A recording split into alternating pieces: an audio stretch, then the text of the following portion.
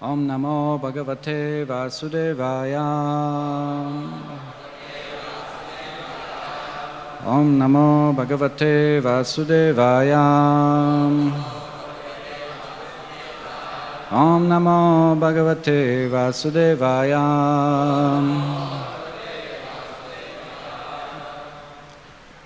This morning we are reading from Srimad Bhagavatam, Canto 10, Chapter 87, entitled The Prayers of the Personified Vedas. Text 20.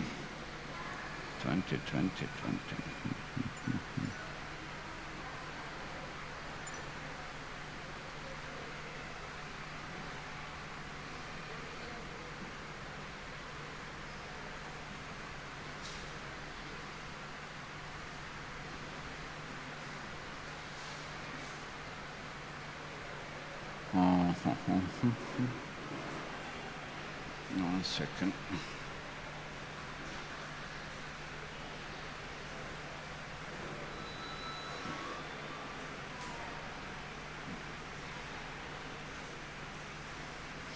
Okay. Sva Krita Pureshu Amishu Abai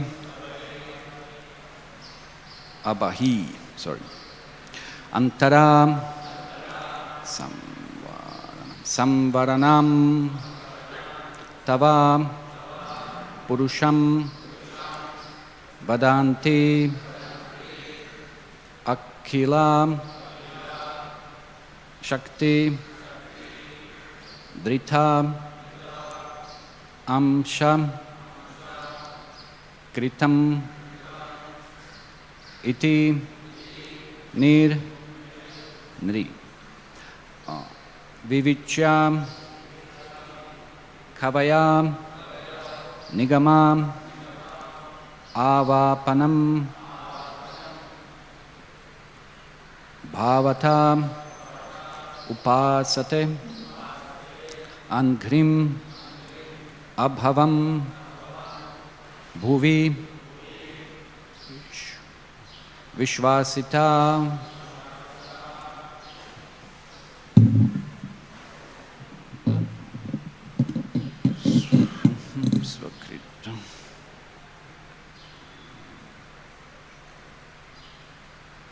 Svakrita Pureshvam Amish Abhahir Antarasam Varanam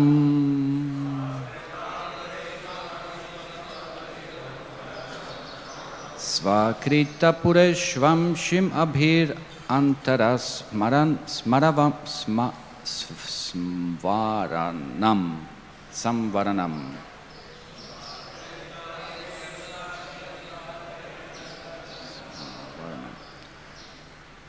Tava Purusham Vadanti Akila Shakti Didom Shakritam Tava Purusham Vadanti Akila Shakti Dridom Shakritam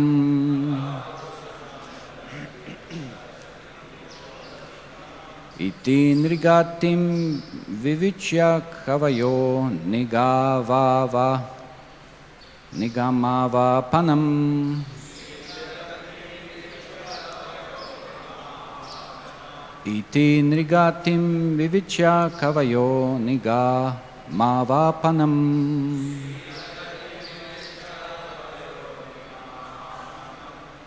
Bhavata Upasate Nigrim Abhavitam Bhuvi Vishvasitaha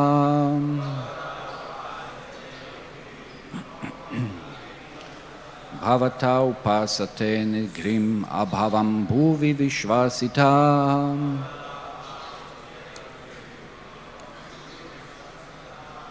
Svakrita pureshvamish abhir antara samvaranam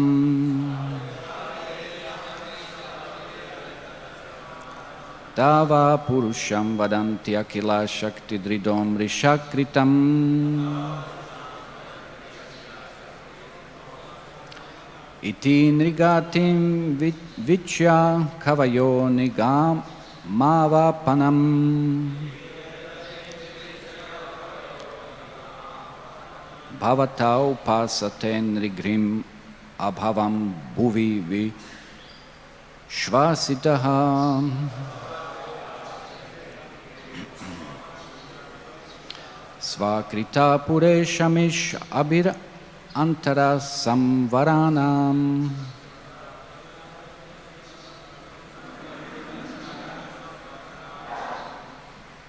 Tava Purusham Vadanti Akila Shakti Dridom Rishakritam Iti Nrigatim Vivichya Kavayo Nigama Vapanam Bhavata Upasate Nrigrim Abhavambu Vivishvasitaha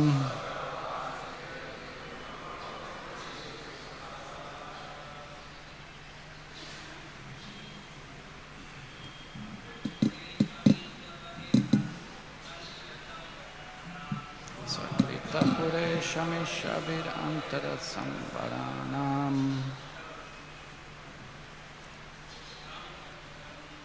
Tava Purusham Vadanti Akila Shakti Dridom Rishakritam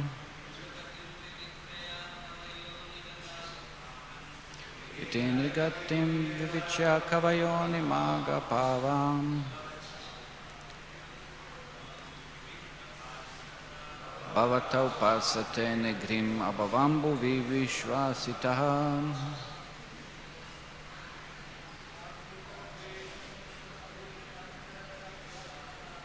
Svakrita Pureshami Shabir Antara Samvaranam Tava Purusham Vadanti Akila Shakto Dridam Rishakritam Iti Nirgatim Vivicha Kavayo Nigama Vapanam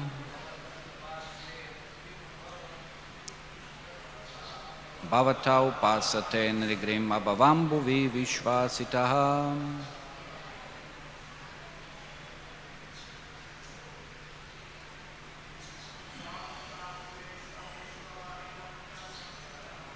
Svakrita Pure Shameshu Abhir Ananta Samvaranam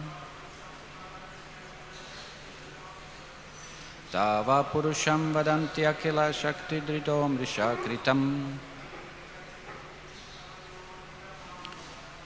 Iti Nirgatim Vivicha Kavayo Nigama Vapanam Bhavata Upasaten Nrigrim Abhavambu Vivishvasitaha Mataji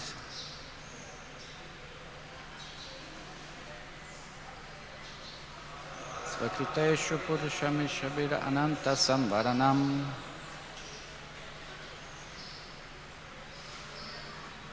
Tava Purusham Vadanti Akila Shakti Dridom Risham Kritam Tinrigatim Vivicha Kavayoni Magavapanam Bhavato Upasate Nigrim Abhavambu Vivishvasitaha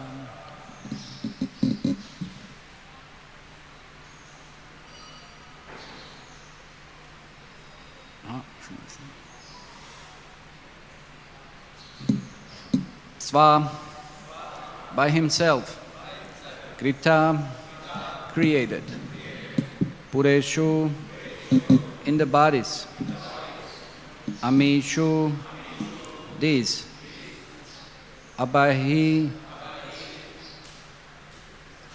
not externally Antara or internally Samvaranam whose factual envelopment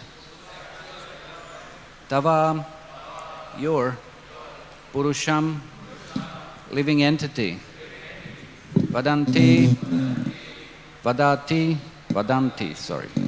the Vedas say, Akhila of all, Shakti, energies, Drita of the possessor, Amsha as the expansion, Kritam manifested, Iti in this manner, Nri of the living entity, Gatim the status, Vivichya ascertaining, Kavaya learned sages, Nigama of the Vedas, Avapanam the field in which all offerings are sworn, Bhagavata your, Upasate they worship, Anghrim the feet, Abhavam which cause the cessation of material existence, Bhuvi on the earth, Vishvasita having developed faith. Translation and purport by disciples of His Divine Grace A.C. Bhaktivedanta Swami Srila Prabhupada. Translation. The individual living entity, while inhabiting the material bodies, he has created for himself by his karma, actually remains uncovered by either gross or subtle matter. This is so because, as the Vedas described, he is part and parcel of you, the possessor of all potencies.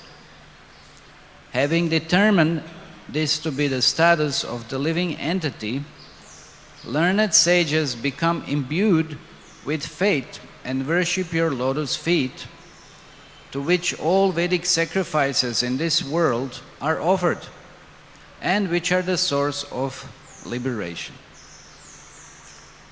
Purport.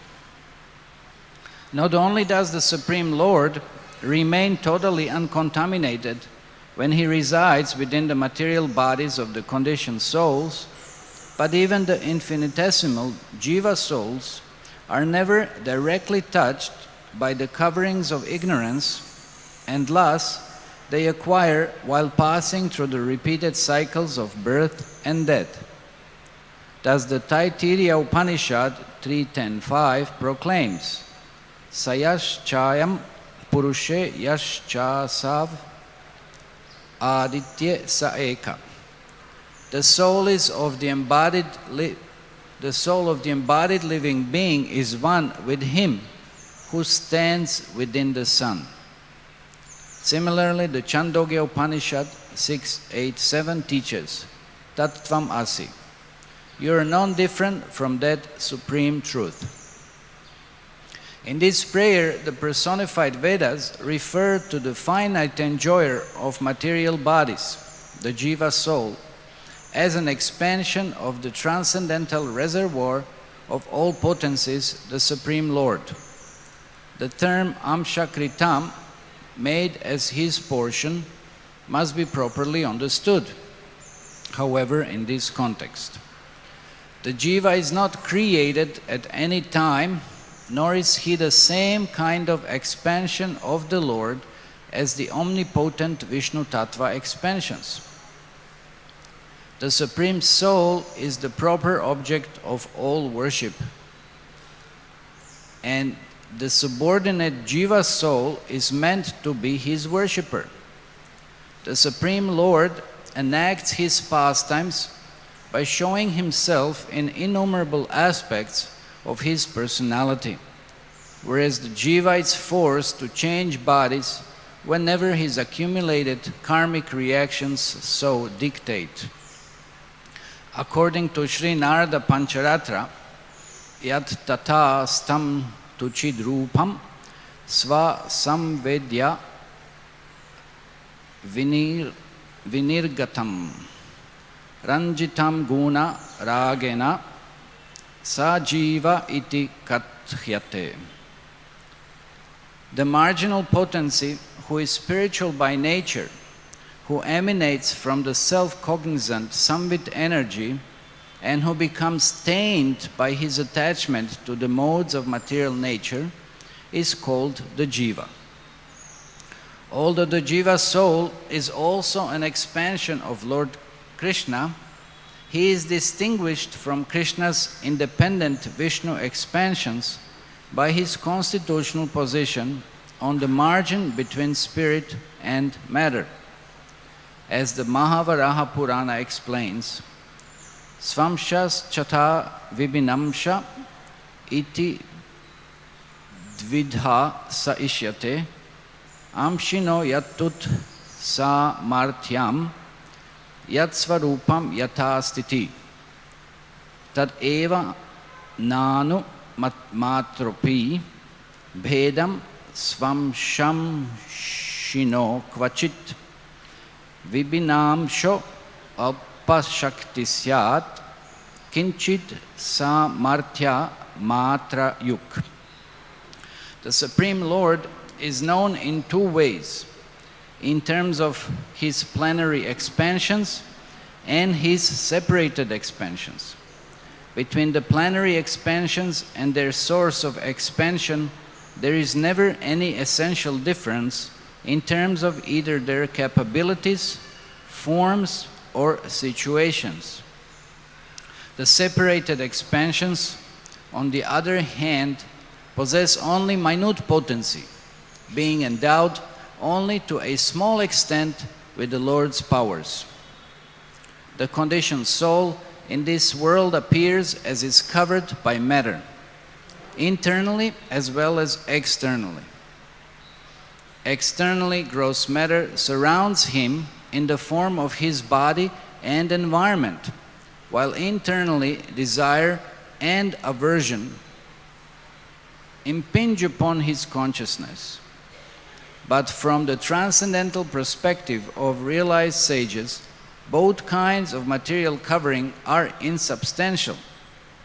Biologically, eliminating all material identities, which are misconceptions based on the soul's gross and subtle coverings, a thoughtful person can determine that the soul is nothing material.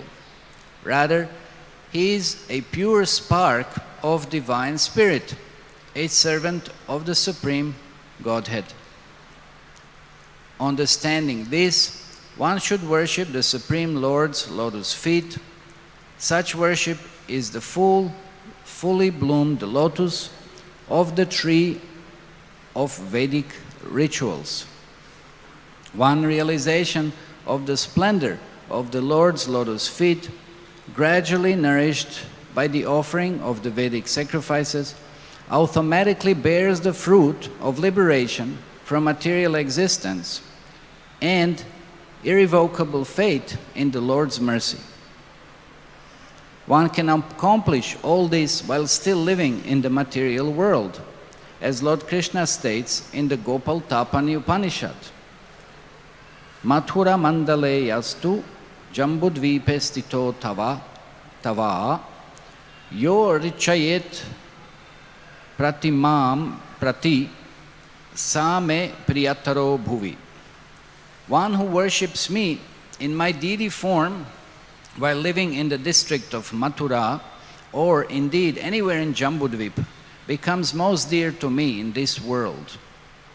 Srila Sridhar Swami prays, Tad amshasya mameshana tvan maya krita bandhanam tvad angri sevam adishya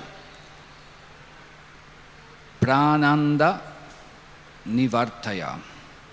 My Lord, please free me, your partial expansion, from the bondage created by your Maya. Please do this, O abode of supreme bliss, by directing me to the service of your feet.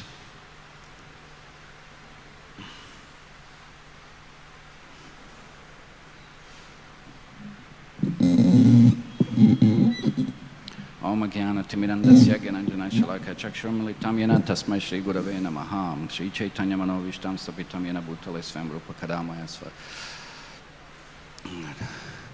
Shakti Sama Namo Vishnu Padaya Krishna Prashta Bhutale Shimate Bhaktivedanta Swami Nitinam Namaste Saraswati Deve Gauravani Pracharne Nirvishesha Shnivadi Paschatya Rishtarne Jai Shri Krishna Chaitanya Prabhu Nityananda Shri Advaita Gadadhar Shivasari Gaura Bhakta Vrinda Hare Krishna Krishna Krishna Hare Hare Hare Rama Rama Rama Hare Hare Svakrita Pure Shamishabha Anantasma Varanam Tava Purusham Vedanti Akila Shakti Dridom Risha Kritam Iti Nrigatim Vivichya Kavayo Nigama Vapanam Bhavata Upasate Engrim Abhavam Bhuvi Vishvasitaha. The individual living entity, while inhabiting the material bodies he has created for himself by his karma, actually remains uncovered by either gross or subtle matter. This is so because, as the Vedas describe, he is part and parcel of you, the possessor of all potencies. Having determined this to be the status of the living entity, learned sages become imbued with the faith and worship your lotus feet, to which all Vedic sacrifices in this world are offered, and which are the source of liberation.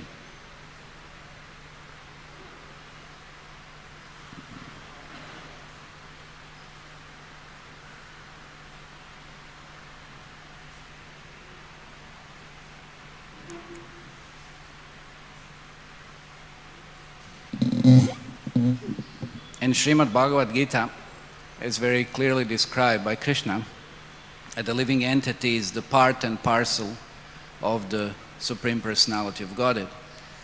They are never one and the same. They will never be one and the same. And they had never been one and the same. There's always a difference. It's very clear. Krishna, just at the very beginning, is just pointing out that all these kings that you see on the battlefield, you and me, we have always existed in the past, we are always existing, we are existing now, and we will be existing in the future. So there is never a time when we will ever become one. So there is nothing like merging and becoming one with Krishna, although some philosophies present such an teachings to try to enhance living entities' further material conditioning and practically separate them from the Supreme Personality of Godhead even farther away. Of course, the initial idea is that we should be coming closer towards Krishna, but that doesn't become the case. It becomes just the opposite. The living entity is just sided and taken farther and farther away from Krishna, even to the extent that if there is no impersonal understanding, which is positive, there can be a misunderstanding, which is called Mayavad philosophy, that one can become one, or one is one with the Supreme Absolute Truth. And in this way, as described in Sri Chaitanya Charitamrita, the living entity commits a spiritual suicide. So this is something absolutely undesirable, and this is something that it's just like in Sri Ishopanishad, it said it's Atma Hana. One is the killer of one's own soul, misunderstanding one's own position, thinking it that one is the Supreme Personality, wherein that is not the case. So here it is very clearly described by the prayers of the personified Vedas that there is that difference of the living being and the Supreme Absolute, and that one is responsible for its own situation, and one is responsible for so many various types of bodies that one receives when one transmigrates from one body to another body. but still that one can become liberated. One can become free from this covering of gross and subtle matter. Not again by merging into Krishna, because one can factually never merge into Krishna. One always remains individual. One cannot extinguish one's individuality, no matter how hard one may try to do so. One is always individual, because just like Bhaktivinoda Thakur describes very interestingly in Tattva Viveka, he says that material energy is also eternal. May be manifested, may be unmanifested, but it's eternal. So therefore, the enjoyment that mostly Mayavadis perceive and they're looking after is material. It's not spiritual. So how is this so? Because whatever experience they have, and they want to apparently become liberated and they want to become one with the Lord, but still they remain individuals. They're talking about liberation. But then what is the point of discussing anything about liberation? If we understand our eternal nature. And any kind of enjoyment, still they're very attached to that kind of enjoyment, which is not spiritual enjoyment, it's material enjoyment. And they also have conception like this of eternity, but again, it's not spiritual eternity, it's material eternity. So it's a very big flaw in their philosophy. So then why talking about liberation? Why talking about liberation? So therefore the living entity is always individual. It's always individual. It never becomes one with the Supreme. And the living entity forgets its position, just like in the 4th chapter of Srimad Bhagavad-gita. Krishna points out to Arjuna that talking about Bhagavad-gita, which he spoke so many millions of years ago to Vivasvan, sun god Vivasvan. He said, I spoke this knowledge, and actually also you, Arjuna, you have heard this teaching, but you're not remembering. You don't remember it. And how is that? Because you're changing your bodies, whereas I don't. So there is a difference. But again, it's very interesting here that personified Vedas are pointing out. So when one realizes this difference of the living being and the Supreme Personality of Godhead, of course, oneness and difference, when one realizes that, they're part and parcel of Him, then they become imbued with the faith and worship your lotus feet. And that is real source of liberation. So when one becomes aware of one's constitutional position, then one becomes all blissful. So how is that possible? How can one become aware of one's position? So this is what the Shastras are describing, that we have nothing to do with any kind of gross or subtle covering, because there are so many different misconceptions or partial understandings of one or of our own identity. Now, sometimes we may even identify with intelligence. Sometimes we may identify with the mind. Most of the time we identify with the false ego. So then what is our identity? So on the subtle level, that is more refined and more difficult to perceive, that differentiation. But even on the gross level, because again of the false ego, one identifies with the body. This body and then next body and then next body, just like here they said, living being inhabiting so many different material bodies, which he created for himself by karma. But when one receives appropriate information, when one tastes somehow or other the nectar that comes from association of the devotees, that comes from some kind of connection with Krishna, of course, which is mostly usually happening through the devotees. As like we know, the 4 Kumaras, they just smelled through any of the senses like this, through any mean, somehow or other becoming in contact with Krishna, then one slowly, or maybe even more fastly starts, more quickly starts developing that attraction towards Krishna, his form, his energies, his pastimes.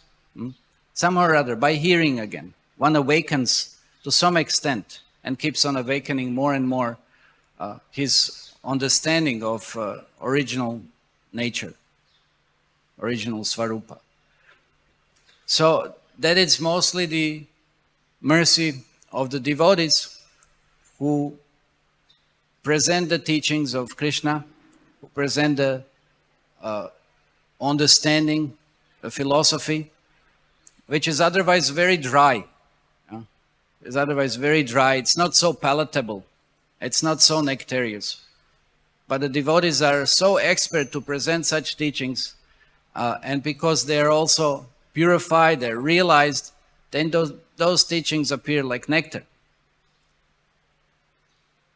The example is given in Chaitanya Charitamrita. It is said that camphor and cardamom, they're not sweet by its own nature.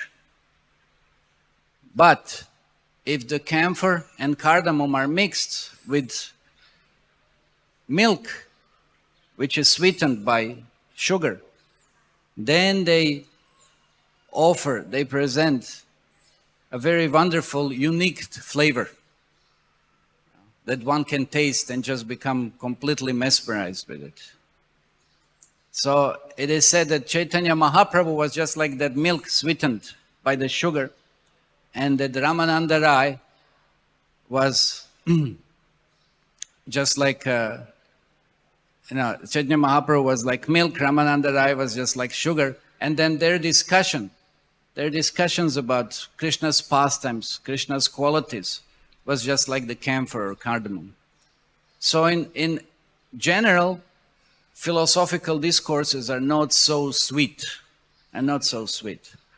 Just like Sarvabhauma Bhattacharya would tell to Chaitanya Mahaprabhu, or actually it was the other way around.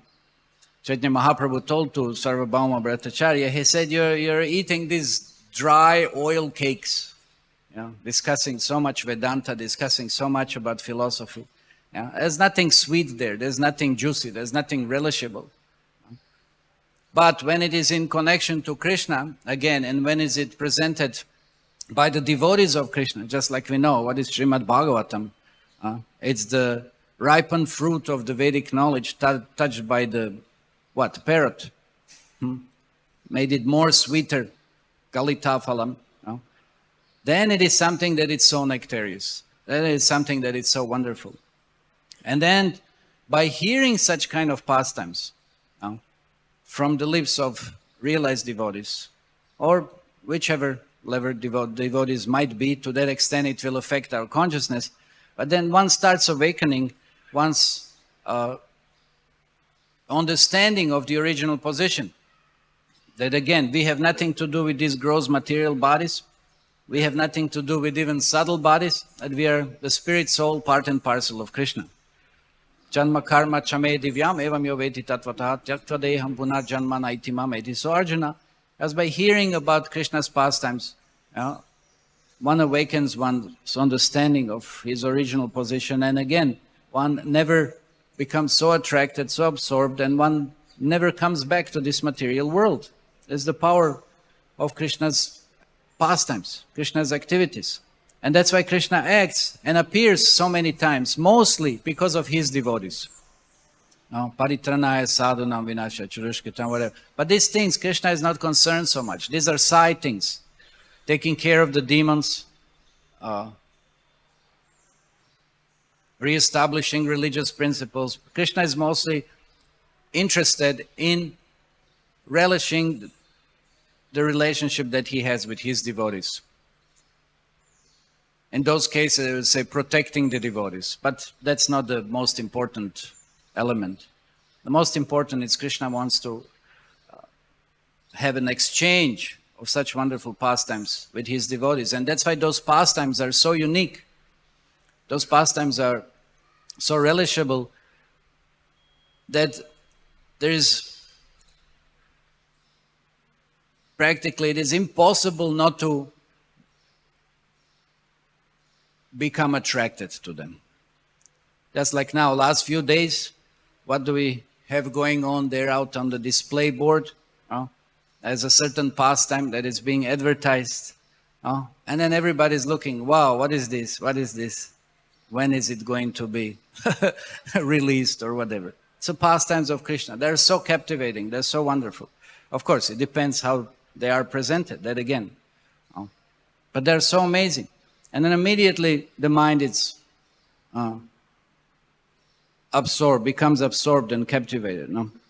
I was like, so that's why Krishna himself also descends, just like we mentioned Chaitanya Mahaprabhu, he descends as Chaitanya Mahaprabhu to teach all of us how to act as a devotee, how to be a devotee, how to relish those pastimes, how to become part of those pastimes that Krishna performs. Because this is again what enables one to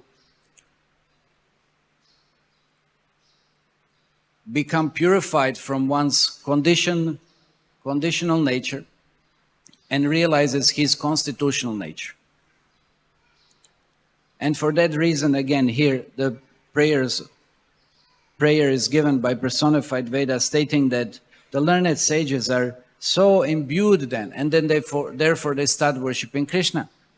So this is natural. When we hear about someone's glories, when we hear about someone's wonderful qualities, when we hear about someone's wonderful pastimes, then naturally one becomes so attracted and starts desiring to associate or do something for that person. It's just a very natural propensity. So when we hear more and more about Krishna and become so much more and more absorbed into Krishna's pastimes, then of course the Krishna becomes the object of our worship. And again, the more we worship Krishna, the more Krishna reveals himself. And in this way, the living entity just becomes more and more situated in his constitutional position. It just becomes more and more inspired. And this is the source of liberation. This is the source of liberation. Instead of, again, becoming attracted, developing some mundane taste, and becoming entangled in the material affairs, the same thing this time reposed upon Krishna or something spiritual in relationship to Krishna. Again, it's the source of liberation. It's the source of liberation.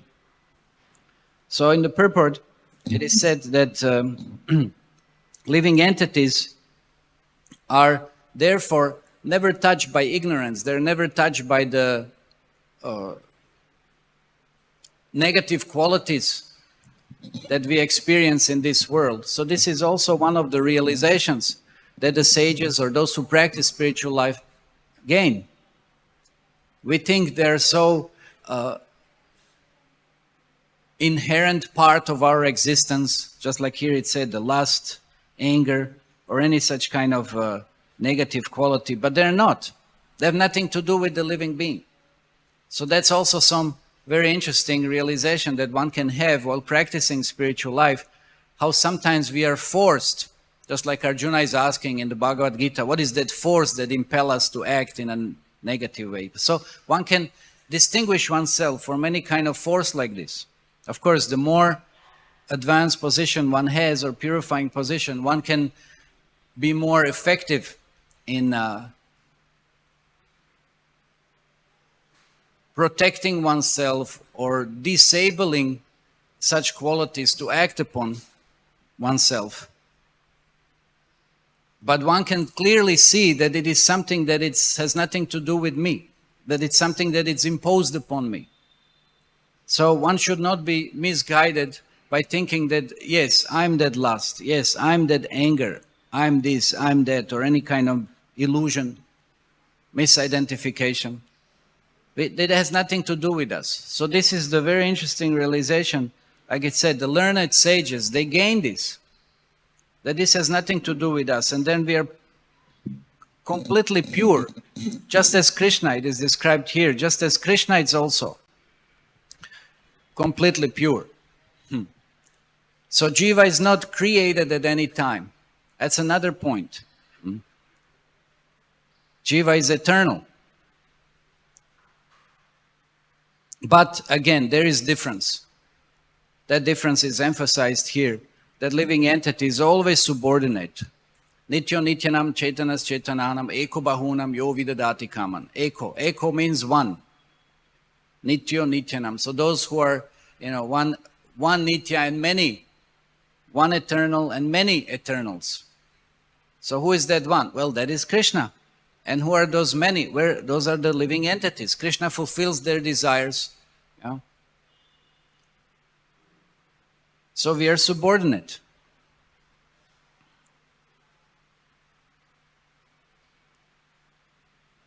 So the Supreme Lord enacts his pastimes by showing himself in innumerable aspects of his personality, whereas the Jiva is forced to change bodies whenever his accumulated karmic reaction so dictates. So we are forced. As long as we don't desire to become sincere in the spiritual practice, we will be forced. We think it's very interesting. We think that if I surrender to Krishna, then I have given up my freedom. That I don't have freedom anymore. Then I have to become, subordinate. But where is the question of giving up freedom by surrendering to Krishna? One actually gains more freedom. Just actually no, even materially, if one elevates oneself from the lower modes to the higher modes, one gains more and more freedom. One gets more and more choice. The more one is in tamas, the less free one really just directly acts upon the urges, just like animals do. But the more one becomes purified and lives the existence in higher modes of material nature, one has more choice and freedom. And more variety. He can experience more variety. Then what to speak of someone who is elevated to the transcendental position? How much more he is free. So we have this misconception. If I surrender to Krishna, then I won't have any more choice. I will lose my freedom. So why should I surrender? Why should I surrender to spiritual master? Why should I surrender to Krishna? Why should I follow? I want to retain my so-called freedom, so-called individuality. And they say, but this is absolute misconception. We are actually so bound by the modes of the material nature. We are so heavily bound by the karmic reactions, just like it said. One is forced to change the bodies whenever his accumulated karmic reactions so dictate. We are forced. So much force is imposed upon us. But once we surrender to Krishna, that's what the liberation means. Then we are not forced to do anything. We're just blissfully engaged in Krishna's service. So that's a big difference. So that's another reason which points out that the living entity can never be equated with the Supreme Personality of Godhead. Because by nature, Mamai Vamsha Jiva Loka Jiva Bhuta Sanatana.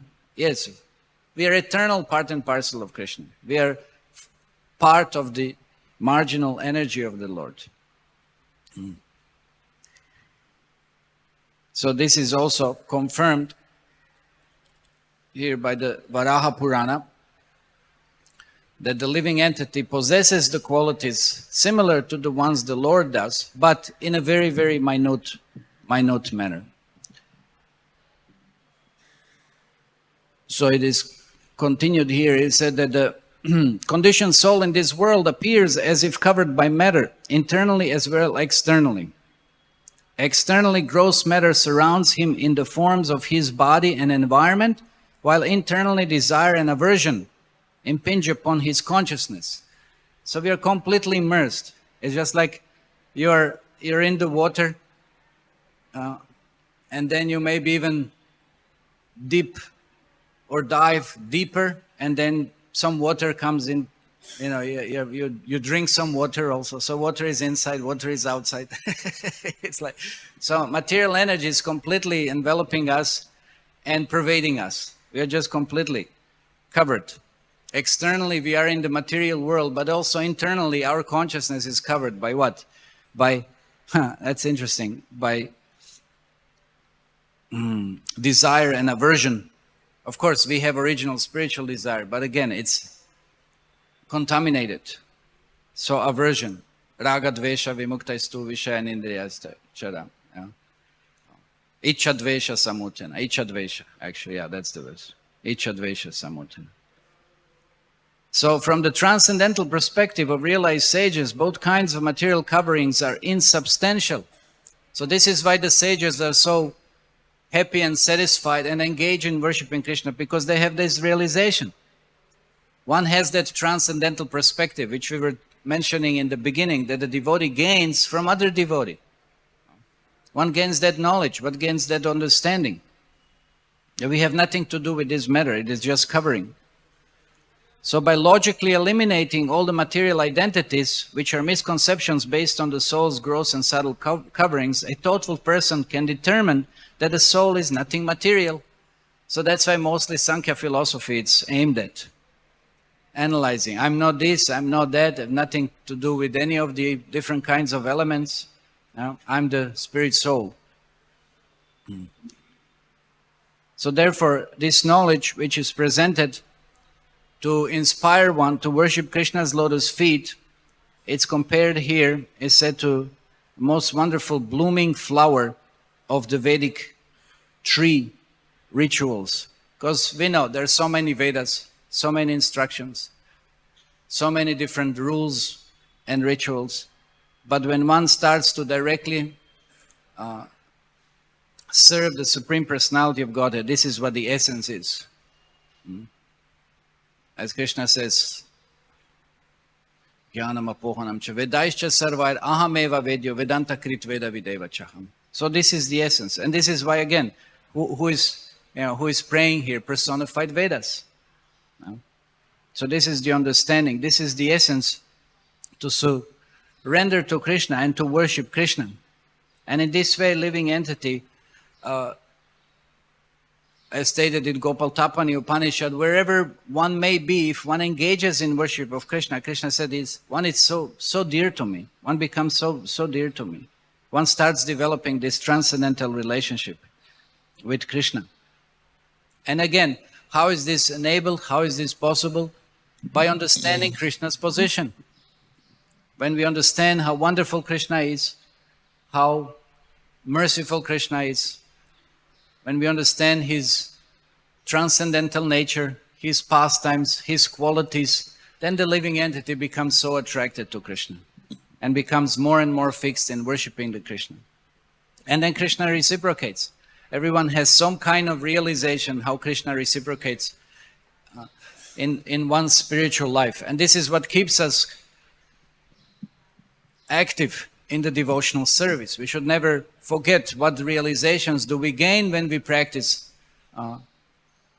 Krishna consciousness. Very often we do forget. Again, we have the tendency as a marginal energy to become covered and forget. And that's one of the ignorances, to forget Krishna, to forget our original identity, to identify with the body. But we should never forget, because at every point of devotional practice, we can and we do have so many realizations, but we should not allow them to become forgetful. We should not allow ourselves to forget them. We should sometimes maybe note them down, because everybody has some realization. How Krishna inspires us to do something that it's amazing, which most ordinarily we wouldn't do. We would have been doing something else or done something else in a certain given position.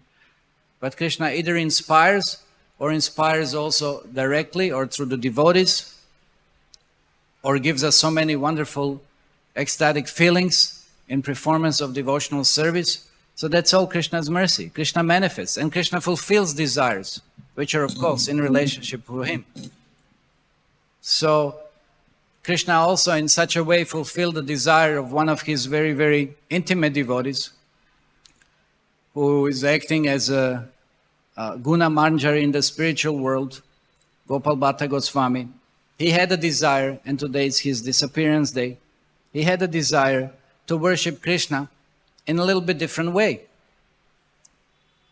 And on the day of Nrsimha Chaturdashi, he prayed to Lord Nrsimhadev that please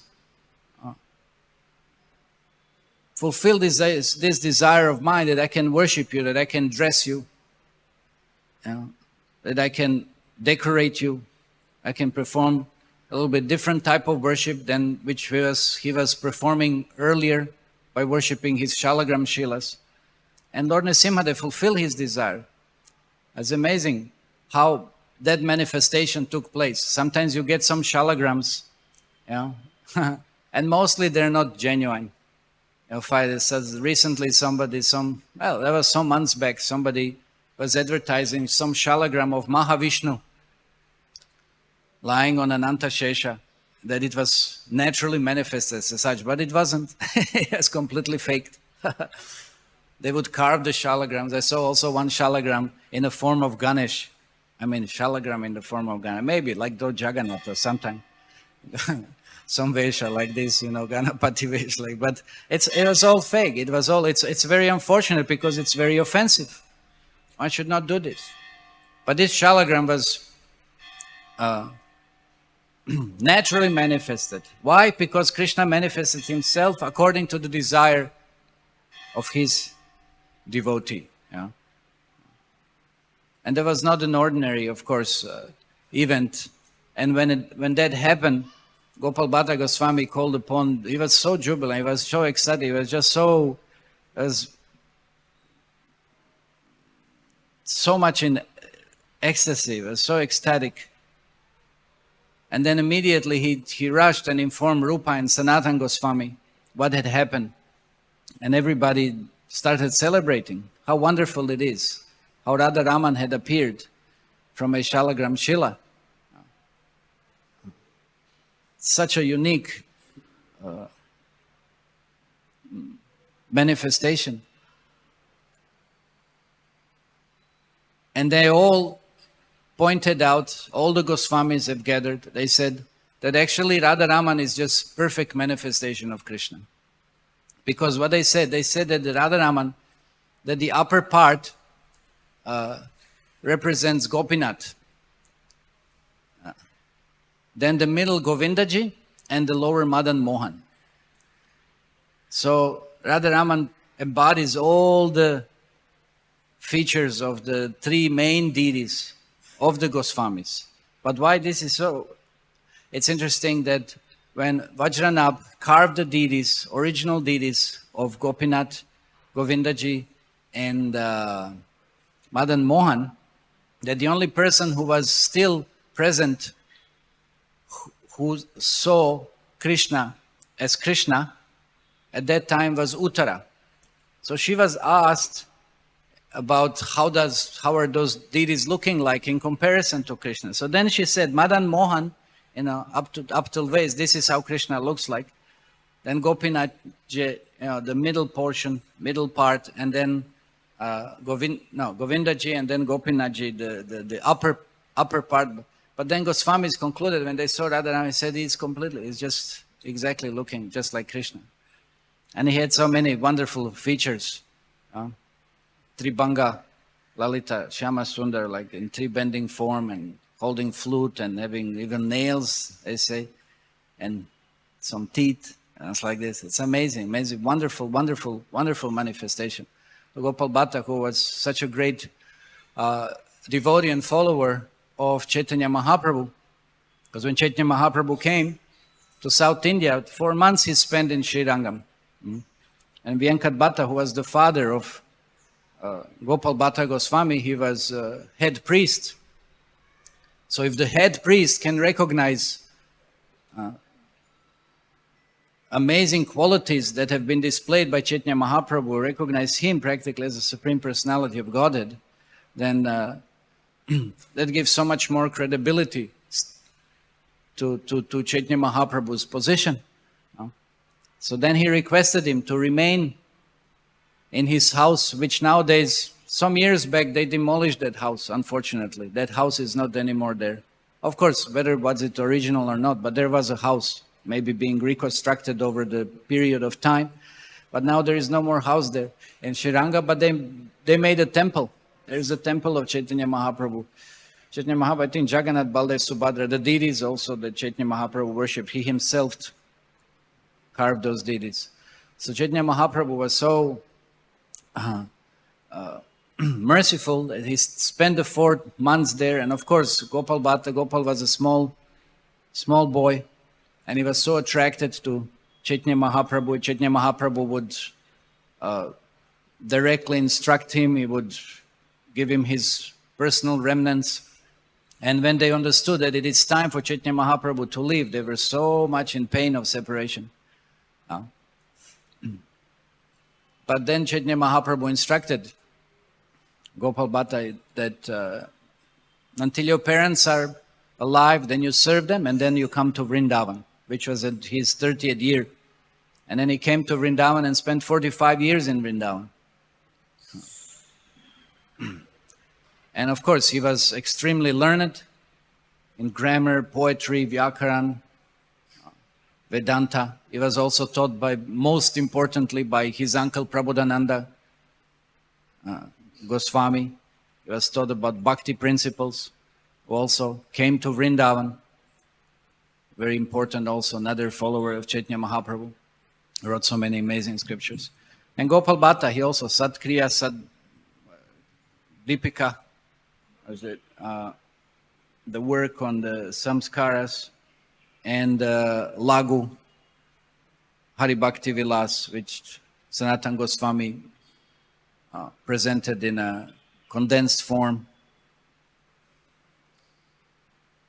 And so many pastimes. Anyway, he initiated Srinivasacharya when he was there studying under Jiva Goswami.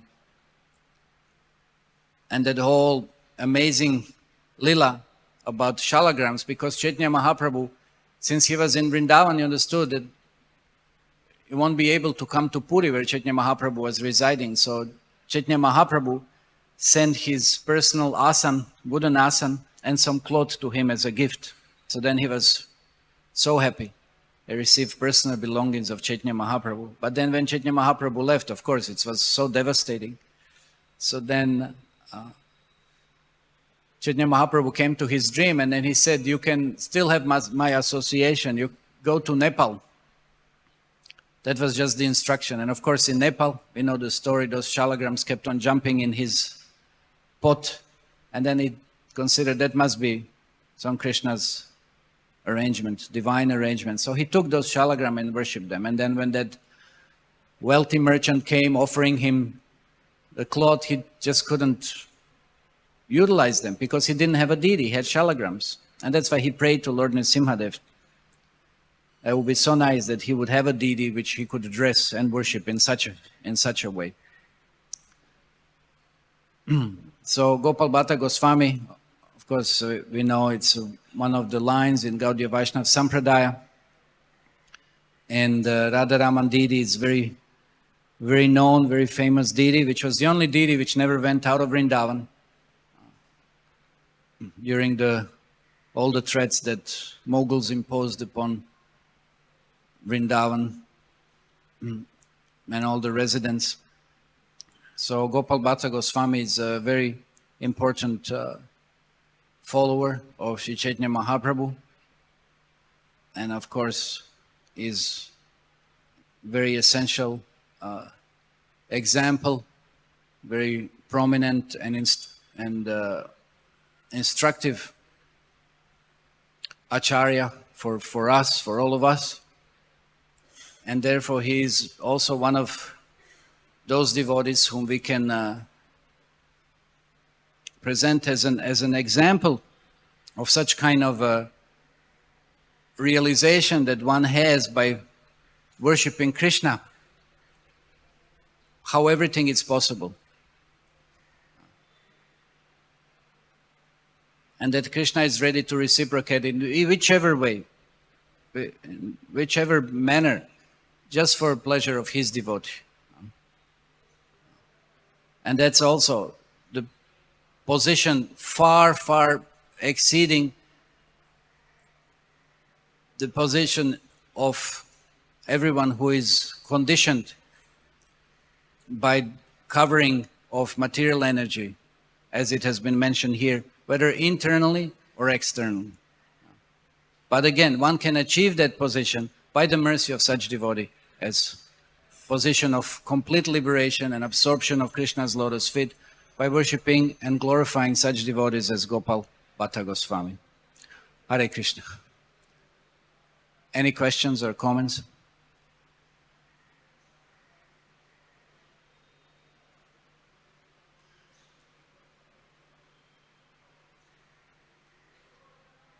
Okay, then we'll stop here. Srila Prabhupada ki jai, Srimad Bhagavatam ki jai, Gaur Premanande, Hari Hari Bo.